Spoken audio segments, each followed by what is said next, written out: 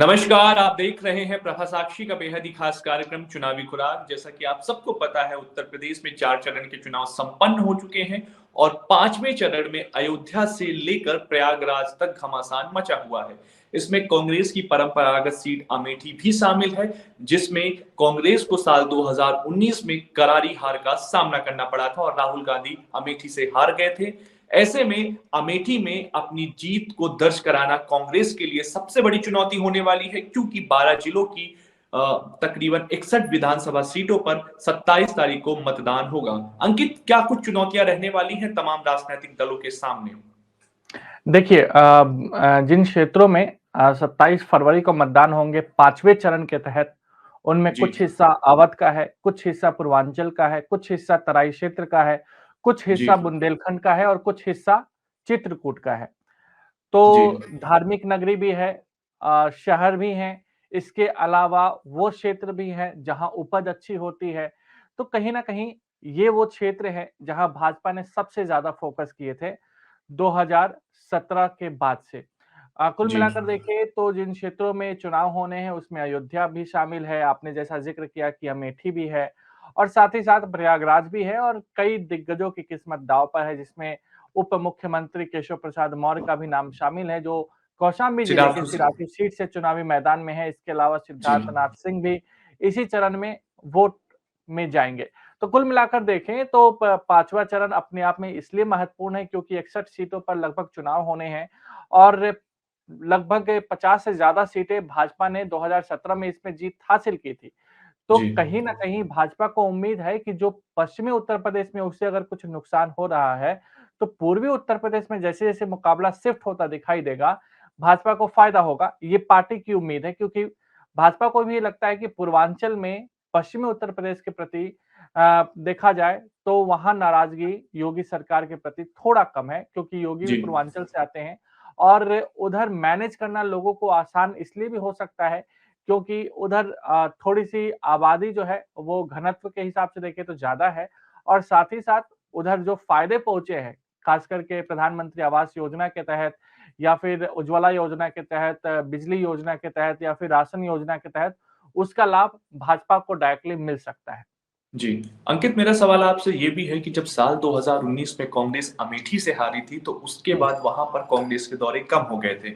वहाँ पर स्मृति ईरानी ने सबसे ज़्यादा उपस्थिति दर्ज कराई और क्षेत्र में विकास की बात कही। ऐसे में कांग्रेस के सामने क्या कुछ चुनौतियाँ रहने वाली हैं? क्योंकि 2019 की करारी हार के बाद उन्हें अपनी उपस्थिति दर्ज करानी है, क्योंकि ये सेमीफ़ाइनल है और फाइनल 2024 में होगा। देखिए, हैरानी की बात मुझे इसलिए है कि राहुल गांधी ने क्या अमेठी को पूरी तरह से छोड़ने का फैसला ले लिया है? क्योंकि आप देखिए कल वहाँ के लिए अगर देखा जाए, तो प्रचार खत्म हो जाएँगे। लेकिन जी। आज 24 तारीख है और आज तक राहुल गांधी ने अमेठी का दौरा नहीं किया था। हाँ, वो अलग बात है कि चुनाव ऐलान होने से पहले उन्होंने अपनी बहन प्रियंका गांधी के साथ अमेठी ज़रूर उन्होंने दौरा किया था। लेकिन चुनावी प्रचार में अब तक राहुल गांधी अमेठी नहीं गए हैं। सोनिया गांधी ने ज़ाहिर-सी बात है रायबरेली में ऑनलाइन वर्चुअल रैली के ज़रिए उन्होंने संबोधित किया था, लेकिन राहुल गांधी नहीं गए हैं। अब पता नहीं कल क्योंकि आखिरी दिन होगा 25 फरवरी वहाँ के चुनाव जी। प्रचार के लिए, तो राहुल गांधी के प्रोग्राम हो सकता है बन जाए, लेकिन आश्चर्य की बात यही है कि अमेठी जो कांग्रेस परिवार का घर कहा जाता है, वहाँ राहुल गांधी वहाँ से कई बार सांसद रहे हैं, लेकिन राहुल गांधी की आई थिंक प्रायोरिटी लिस्ट में अमेठी है ही नहीं, ऐसा लग रहा है क्योंकि अब तक वो वहाँ चुनाव प्रचार में नहीं पहुँचे हैं। प्रधानमंत्री नरेंद्र मोदी अमेठी पहुँच चुके हैं, जी। प्रधानमंत्री के अलावा अमित शाह अमेठी पहुँच चुके हैं, योगी आदित्यनाथ अमेठी पहुँच चुके हैं, स्मृति ईरानी जो वहाँ की सांसद है, वो लगातार अमेठी में डटी हुई हैं। लेकिन राहुल गांधी जिनका वो क्षेत्र हुआ करता था और वो उस परिवार से आते हैं जिस परिवार के लिए अमेठी और रायबरेली गढ़ माना जाता है। राहुल गांधी अब तक वहाँ पे एब्सेंट है, ये वाक़ई चिंता की बात है कांग्रेस के हिसाब से अगर देखें तो। बिल्कुल। और अंकित, मेरा सवाल आपसे यह भी है, क्योंकि जब हम 2017 के चुनावों की बात करते हैं और 61 सीटों पर जब हम नज़र दौड़ाते हैं, तो उनमें जो नतीजे सामने आए थे उसमें समाजवादी पार्टी के हिस्से में महज़ 5 सीटें आई थी। जबकि हुँ। अपना दल सोनेलाल के पास 2 सीटें गई थी और तकरीबन 50 से 51 सीटें भाजपा के पास गई थी। तो ऐसे में समाजवादी पार्टी के सामने क्या कुछ चुनौतियाँ रहने वाली हैं? देखिए, समाजवादी पार्टी के लिए कास्ट इक्वेशन इस चरण में मायने रखता है, क्योंकि जी। ये जो चरण के चुनाव हो रहे हैं, ये यादव बेल्ट में नहीं हो रहे हैं, ना मुस्लिम बेल्ट में हो रहे हैं। ये जो जिस बेल्ट में चुनाव हो रहे हैं, ये मिक्स आबादी वाला बेल्ट है। वहाँ पे कास्ट इक्वेशन नहीं, बल्कि कहीं न कहीं जो बेनिफिट्स होते हैं जनता के, वो मायने रखते हैं, जनता में जी, इमोशन मायने रखते हैं और यही वो चरण है जहाँ पर भाजपा हावी होने की कोशिश करेगी, क्योंकि भाजपा को लगता है कि अयोध्या और प्रयागराज जैसे जिलों में उसने जो नाम बदलने के साथ-साथ काम करके दिखाए हैं, उससे जनता में हिंदुत्व के साथ-साथ विकास के एजेंडे को प्रमुखता से वो पहुँचाने में कामयाब हुई है और उसके पक्ष में जी। माहौल बन सकता है। तो अखिलेश यादव के लिए इस बार कास्ट इक्वेशन नहीं, बल्कि उनकी बातों से लोग कितने प्रभावित होंगे, ये मायने रखता है इस 5वें चरण के बाद से। बिल्कुल। और अंकित, हम एक एक नज़र मणिपुर की तरफ भी दौड़ा लेते हैं, क्योंकि अमित शाह बीते दिनों मणिपुर में थे हुँ। और चुनावी रैलियाँ कर रहे थे, साथ-साथ रोड शो भी कर रहे थे। क्या कुछ लगता है मणिपुर को लेकर? मणिपुर में फाइट वैसे नेक टू नेक है, क्योंकि मणिपुर में क्षेत्रीय दल भी बहुत बड़े जी, कारक साबित होते हैं अगर देखा जाए, क्योंकि छोटा राज्य है, ज़्यादा सीटें नहीं हैं और टक्कर वहाँ पर होता है और कई बार तो ऐसी परिस्थितियाँ भी आती है कि पूरा का पूरा कैबिनेट भी पार्टी छोड़ देता है और दूसरे पार्टी में शामिल हो जाता है।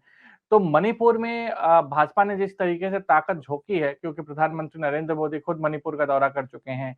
वहाँ पर भूपेंद्र यादव जैसे वरिष्ठ नेता को, जो बिहार जैसे बड़े प्रदेश को देखते हैं, उनको वहाँ पर चुनावी प्रभार सौंपा गया है। सौंपा गया संबित है। पात्रा जी, वहाँ पे सह प्रभारी के रूप में हैं।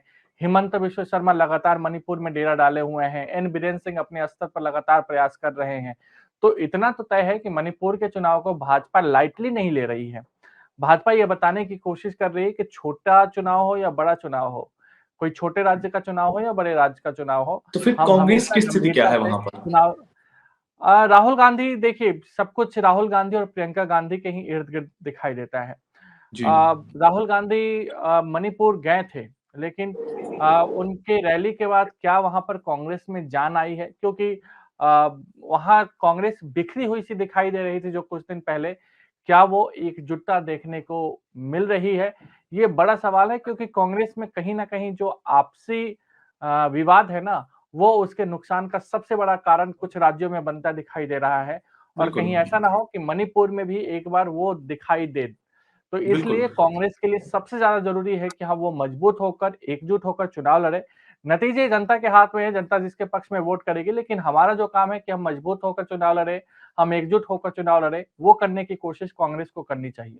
बिल्कुल, तो जैसा कि आपने तमाम बातें दर्शकों को बहुत शालीनता के साथ समझा दी हैं, हमें लगता है दर्शकों तक आपकी बात पहुँच भी गई। ऐसे में हम दर्शकों से बस यही अपील करना चाहते हैं कि 27 तारीख को पूर्वांचल की जिन सीटों पे मतदान होता है, वहाँ अधिक से अधिक जनता बाहर निकले और अपने मताधिकार का इस्तेमाल करें। आज के लिए फिलहाल इतना ही। मैं अनुराग गुप्ता और अंकित सिंह आपसे लेते हैं विदा। कल होगी फिर मुलाकात, तब तक के लिए नमस्कार। नमस्कार।